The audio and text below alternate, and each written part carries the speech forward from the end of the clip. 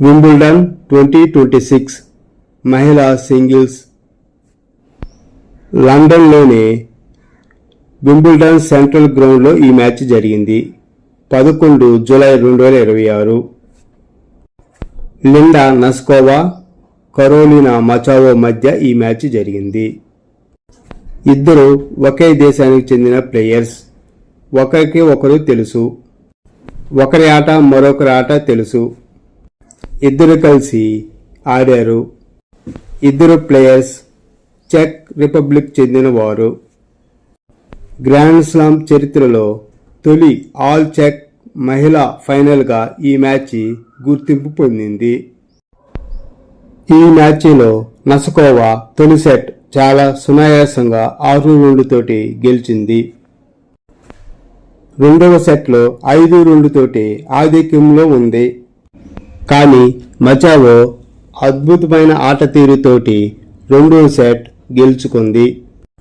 ఈ సెట్లో 5-3 తోటి నస్కోవా ఆధిక్యంలో ఉన్నప్పటికీ తర్వాత పుంజుకొని మచావో గెలిచింది.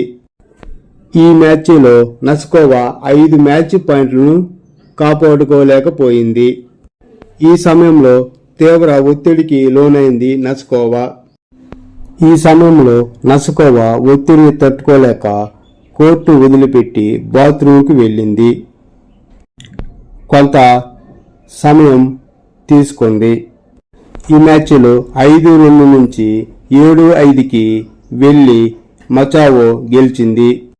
ఈ సెట్ తర్వాత నస్కోవా బ్రేక్ సమయంలో టవల్ని ముఖంపై వేసుకొని అలాగే ఉండిపోయింది. ప్రేక్షకులందరూ మ్యాచ్ మచ్కోవా వైపు వెళ్ళిందని అందరూ అనుకున్నారు.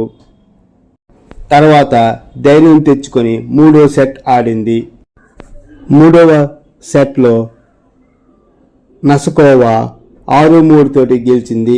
తన 6వ మ్యాచ్ పాయింట్ దగ్గర మ్యాచ్ గెలిచి కప్పును గెలుచుకుంది. లిండా నస్కోవా తొలి మ్యాచ్ ఫైనల్లోనే గ్రాండ్ స్లామ్ గెలుచుకుంది. 21 సంవత్సరాల నస్కోవా ఈ టైటిల్ను గెలుచుకుంది. లిండా నస్కోవా మంచి యాసలు వేసింది. ప్రత్యర్థిపై ఒత్తిడి పెంచింది. వింబుల్డన్ టైటిల్ను గెలుచుకుంది. కొత్త ఛాంపియన్ అవతరించింది.